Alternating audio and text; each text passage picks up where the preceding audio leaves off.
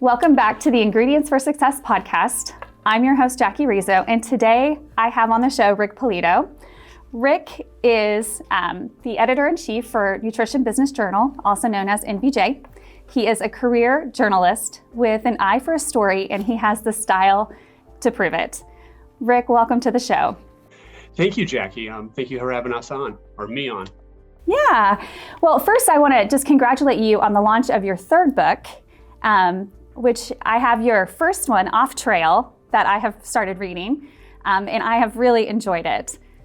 Oh, well, thank you. It's been really fun. I mean, I have my day job, thank God, but it gives me another place to sort of offload some of my mean-spirited sarcasm.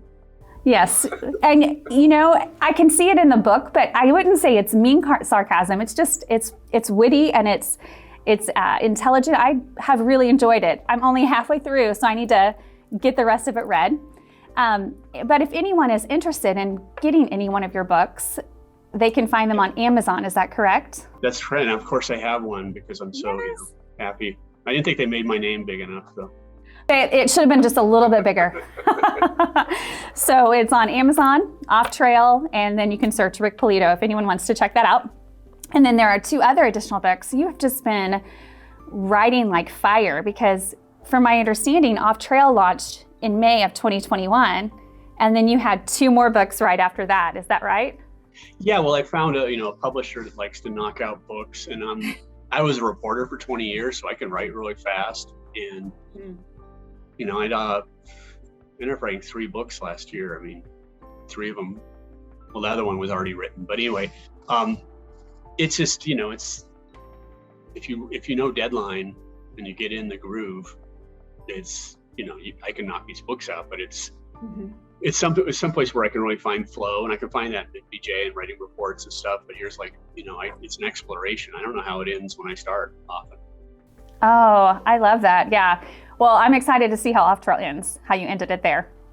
So I'll have to let you know as soon as I do finish that book. Oh, yeah. So Rick, you are known for many things. I actually am going to read what I wrote down because when I started looking for, digging into your biography and all that you've done, there were just a few things that I found that were very interesting. That is that you're an incredible journalist. Like you said, you've been in it for 20 plus years. You're an author.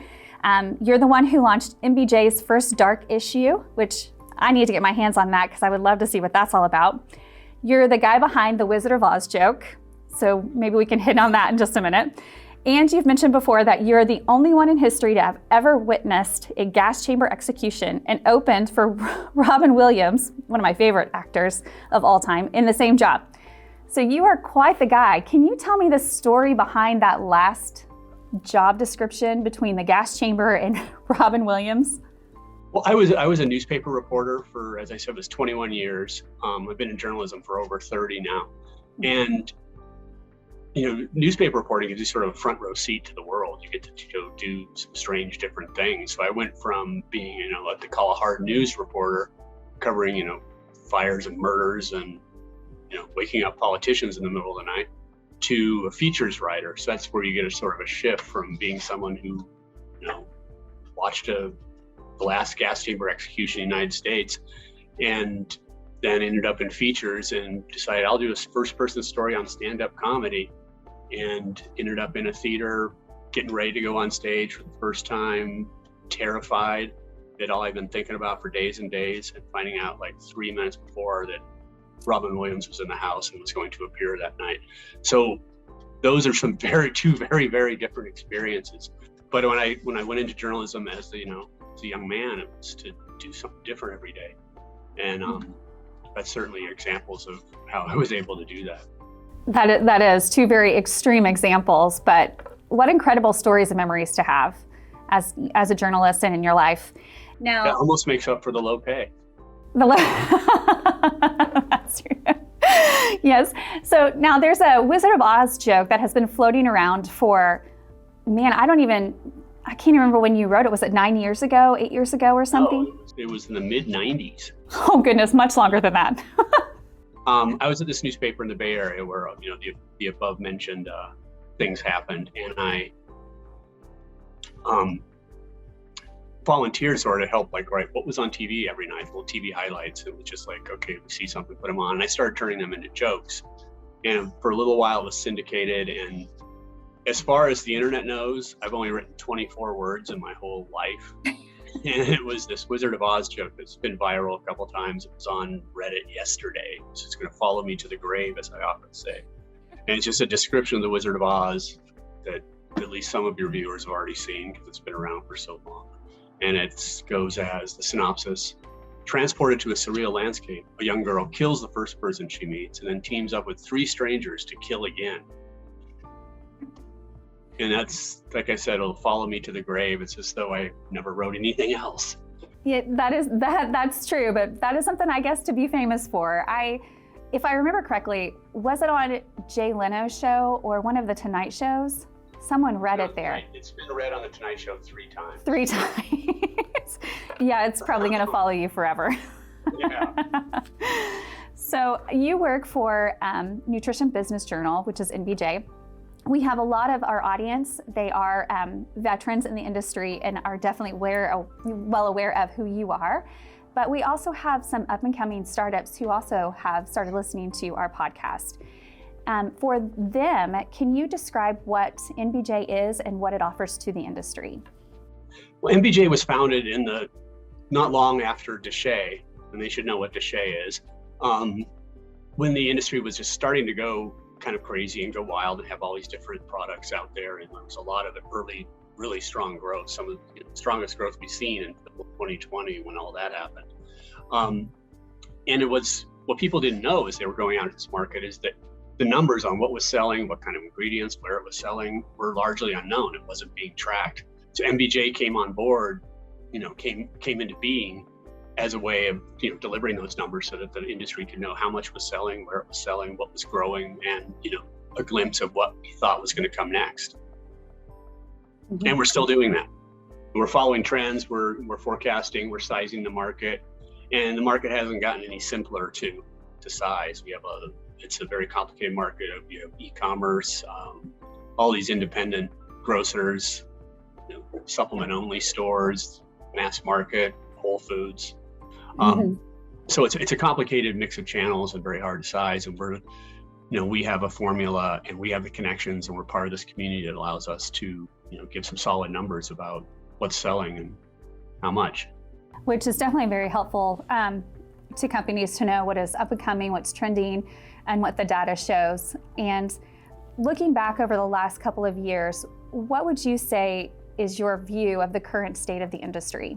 Well, as I said before, the industry saw this tremendous growth in 2020. Lots of concerns for health. Without pharma wasn't showing up with anything in that first year. And the only way to stay healthy was to, be healthy in the first place. I think people recognize that, and they were looking for any edge they could get against this, unseen virus that was upending their world. And so we saw immunity really take off. It was in more than 60% growth, I believe. And I don't have all these numbers in front of me right now. Yeah, and I think that was a tremendous boost. And now what goes up that fast can't keep going up that fast. And we saw that back, to 5% or so in 2021. And we need to put that into context, though. This is a much bigger industry. $7 billion new dollars were added to the supplement industry in 2020. And we're up in the mid 50s for billions for sales in the United States. So I think that slowdown in growth was natural, but it's growing from a much bigger base. So I think we're in a really solid place, and a lot of people who were introduced to supplements, new people coming into the industry, and saw some benefits, I believe. I mean, especially built around immunity, built around just that idea of, hey, you got to be healthy if you want to stay healthy, especially with all the comorbidities that were associated with COVID, where diabetes, obesity, heart problems, all these things are sort of linked to lifestyle and linked to nutrition, and supplements offer some answers. So I think it's in a really good place. I don't think we're going to see 14% growth anytime soon again, but I think we're going to see, some people stick with it, not everybody, but some. Yeah, I definitely agree with you. I think that, that's kind of the silver lining of COVID is that consumers, all of us, well, in general, have come to realize that, immune health doesn't just start when the cold weather begins, but it's a year round. We have to be aware of our health and start taking care of that, from the get-go, and not just when the sniffles come or something like that. So I do believe that that's one of the silver linings of COVID, is that it's made health such a strong focus. I think there's something in there we don't talk about is immunity isn't just not getting sick. It's, what happens after you get sick and your immune system, how it copes with things. And like I said, all those comorbidities are about how strong is your foundation if you are, if you encounter illness. We're all going to get sick of something. And, being ready for it, having a strong, healthy system is important, and nutrition is pivotal to that. I agree. Do you see any health ingredient categories that are lacking in education and content? And if so, will NVJ be producing any reports to address those gaps? I think the most complex system in your body is the gut. And I've stood on stage and called the microbiome unfigure-outable. And there's a lot there that more research that's coming, and we're sort of just getting started on a lot of that stuff. But I think the piece in there that consumers could benefit with some education from is more about prebiotics. Now, prebiotics are doing well. I don't have the numbers right in front of me, and especially what we call synbiotics, combining prebiotics and probiotics. But I think prebiotics and the whole fiber category deserves a lot more notice than it's getting. If you look at sort of a nutritional crisis in this country, it's fiber. 3 to 6% of Americans get the proper amount of fiber every day. And there's all these effects through your heart, your mood, weight. All these things are affected by fiber. And I think there could be a better education around that, and formulation and prebiotics. What Prenexus is doing with their prebiotic, and what NB Pure is doing with a sort of a designer fiber. There's a lot to be known there, and just the education could be as simple as, feed the good bugs. That is so true. And I think one of the key goals for us in the industry is to make the education simple enough for the consumers to understand, because the microbiome is so complex, and it is hard to figure it out and put all the pieces together. And so how can we do that in these small chunks to be then able to deliver to the consumers? Absolutely. And I think the way probiotics took off, it's obviously there's a blueprint in there somewhere about it, but I think that there's, some really promising, benefits from fiber that are very obvious, and prebiotics that could be explained. Like I said, it's feed those good bugs. It's I think we all know, somewhat hard to really change the makeup of the bacteria in your body, but feeding the good bugs that are there seems intuitive almost. That is true. So you mentioned prebiotics, probiotics. We have, added a postbiotic to our ingredient portfolio. I will hope to see that. That's my hope, is that postbiotics will take off, and that will be one of the trending categories or ingredients that we will see in our industry for the next year or two. Are there any other trends? Because that's part of what you do with NVJ, is seeking out those trends and then letting us know as an industry what they are. Do you have anything else that might be up and coming? I think, we've already talked about immunity, but immunity getting so much attention, how do we keep that going? I think incorporating immunity stuff into multis, which are obviously the most important or most popular category in supplements.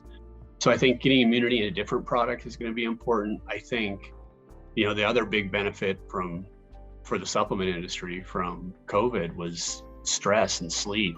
And I think stress has a lot of interest, especially from young people. Some of our surveys show that Gen Z looks to nutrition and supplements as a sort of a primary answer for stress and, that mood enhancement that you can get from eating right, for starters, but also all the different botanicals that are out there. So I think immunity and incorporating it into more products in a way that makes sense to consumers is a good trend. I think stress is a good trend. I think that CBD and the cannabinoids need to find their place in a way that's not that, oh my God, it's going to cure everything gross. So the way that settles out is going to be really important to the herbs and botanicals category. And I'm not sure what that's going to be yet. And I can't be every brand saying everything. So that's definitely something to keep an eye on, but not, bet the house on either. Yeah, thank you for that.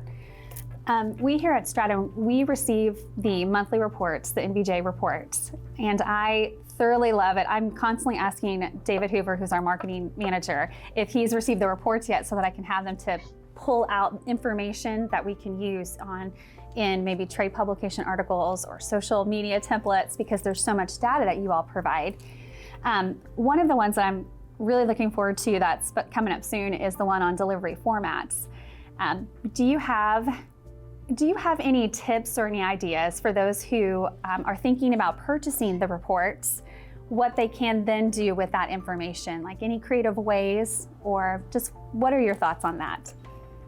Well, I think for ingredient companies like Stratum and such, is just seeing where, what's selling and how much we expect the growth to be. And it's, as I said, NBJ has all these connections and this formula, which is proven over 25 years. It's, so the obvious thing is what's going to sell next and where should we be, placing our bets.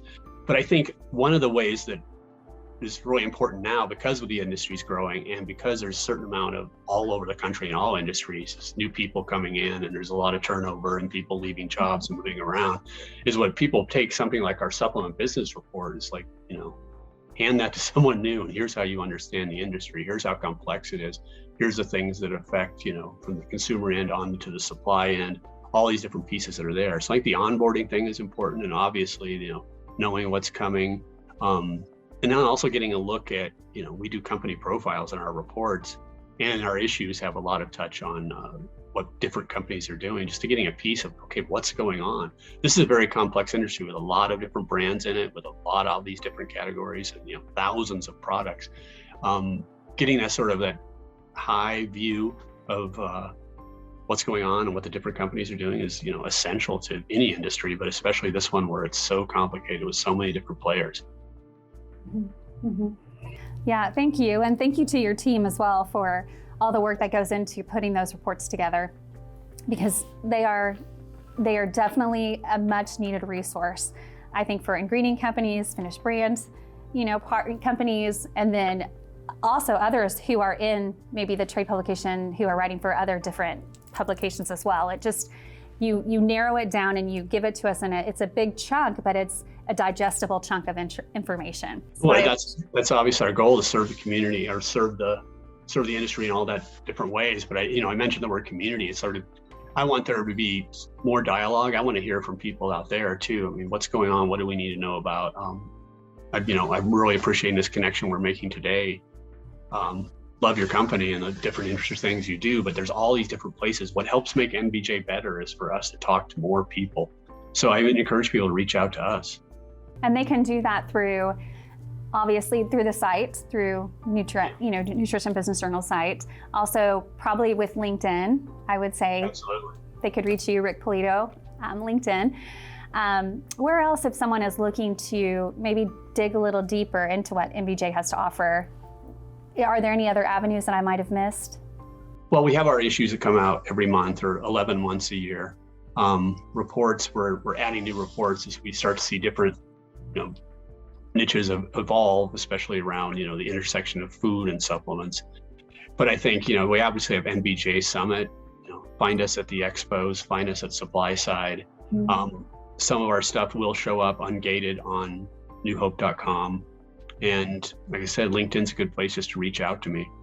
And the rest of my team. Bill Giebler is also on the editor level with me at NBJ, and our analyst Claire Morton and Erica Rommel, who's just come on. We have a new writer, Gil Asakawa, who's going to start next week. Oh, how exciting. How exciting. Yeah. Well, thank you for that. I've recently gotten to speak with Bill, and he's a fun guy. He's a fun guy. So definitely appreciate all that you guys do.